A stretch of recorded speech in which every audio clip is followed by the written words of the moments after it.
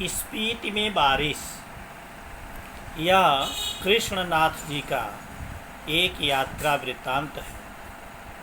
इस यात्रा वृत्तांत में कृष्णनाथ ने स्पीति के वातावरण के विषय में वर्णन किया है और बताया है कि स्पीति एक ऐसा क्षेत्र है जहां वर्षा नहीं के बराबर होती है। इसका पहला पैराग्राफ हम देखें। स्पीति हिमाचल प्रदेश के लाहौल स्पीति जिले की तहसील है। स्पीति वह स्थान है जो हिमाचल प्रदेश में पड़ता है और वहाँ एक तहसील है लाहौल स्पीति। उस जिले की एक तहसील है स्पीति, अर्थात लाहौल स्पीति एक जिला है हिमाचल प्रदेश का और उसकी जो तहसील है वो स्पीति है। लाहौल स्पीति का यह योग भी आकस्मिक ही है। ये लाहौल स्पीति जो एक ऐसा स्थान है जो इसका वर्णन बहुत कम मिलता है, इसीलिए कवि ने इसके योग को आकस्मिक कहा है। इसमें बहुत योगा योग नहीं है। ऐसा नहीं है कि स्पीति में जैसे सत्य में न हम कुछ जोड़ सकते हैं और न कोई घटा सकते हैं, उसी तरह से स्पीति की भी हालत है। इसमें न हम कुछ बढ़ा चढ़ा के बोल सकते हैं, न घटा सकते हैं, न कम कर सकते हैं। ऊंचे दर्रों और कठिन रास्तों के कारण स्पीति इतिहास में भी कम रहा है। यहाँ ऊंचे ऊंचे दर्रे हैं, यहाँ के जो रास्ते हैं बहुत ही दुर्गम हैं, कठिन हैं, इसलिए स्पीति में पहुँचना बहुत ही मुश्किल होता है और यही कारण है कि इतिहास में इसका वर्णन बहुत कम मिलता है।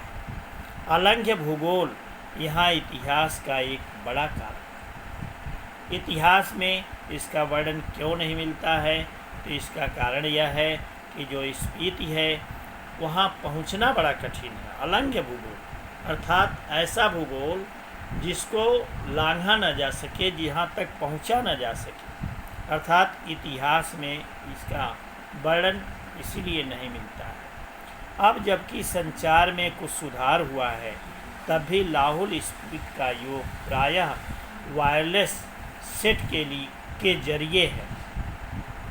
लेकिन अब यहाँ थोड़ा थोड़ा सुधार हुआ है संचार साधनों का और इसीलिए लाहौल स्पीति का जो योग है प्रायः वायरलेस सेट के द्वारा संचालित होता है, जो केलंग के और काजा के बीच धड़कता रहता है। केलन एक स्थान है वहाँ का और काजा भी एक स्थान है। केलन का जो बादशाह है वह काजा के सूबेदार से बहुत ही भयभीत रहता है, डरता है, क्योंकि बीच में संचार साधनों का अभाव है। कोई भी संदेश वहाँ तक पहुँचने में कठिन लगता है। इसलिए लेखक ने बताया है कि केलंग और काजा के बीच तड़कता रहता है। फिर भी केलंग के बादशाह को भय लगा रहता है कि कहीं काजा का सूबेदार उसकी अवज्ञा तो नहीं कर रहा। राजा इसलिए डरता है कि जो काजा का सूबेदार है वह कहीं विद्रोह न कर दे, क्योंकि हर बातें वहाँ तक पहुँच नहीं पाती। पता चला कि वो काजा में विद्रोह कर दिया और केलंग के बादशाह को पता नहीं चला। केलंग एक ऐसा राज्य है जिसका एक सूबा काजा है और वहाँ का जो सूबेदार है कभी भी विद्रोह कर सकता है, राजा के खिलाफ बगावत कर सकता है।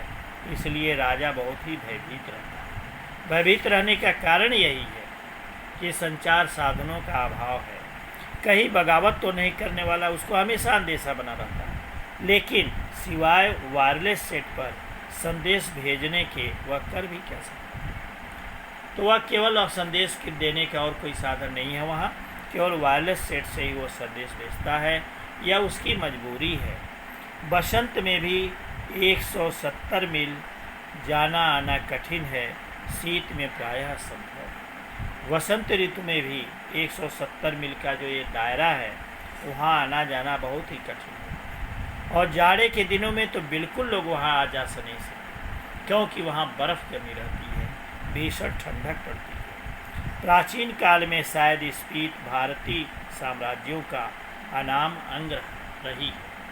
भारत के जो बड़े बड़े साम्राज्य थे, राजा हुआ करते थे, तो स्पीत जो है उसका एक अनाम अंग है, अर्थात ऐसा उसका अंग था जिसका इतिहास में उल्लेख नहीं मिलता है, नाम कहीं भी आता नहीं है। जब ये साम्राज्य टूटे तो यह स्वतंत्र हुए। साम्राज्यों का जब विभाजन हुआ तो उस समय जो स्पीत है उसका विभाजन नहीं हो पाया।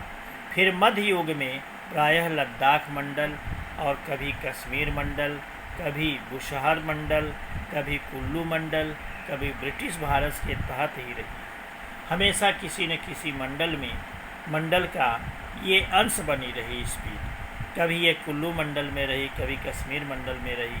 तो इस तरह से कभी ब्रिटिश भारत के का एक अंग रही। इस तरह से कभी कभी इसका वर्णन आता है, तभी प्रायः स्वायत्त रही। फिर भी यह अपने आप में स्वतंत्र रही और इसकी स्वतंत्रता का यही बहुत बड़ा कारण है कि यहाँ का जो भूगोल है वही इसकी रचना करता है, स्पीत को बनाता है, स्पीत को बिगाड़ता है। भूगोल ही इसकी रक्षा करता है और भूगोल ही इसका संहार भी करता है। अर्थात स्पीत की जो भौगोलिक रचना है वही इसका सृजन भी करती है और इसका विनाश भी करती है।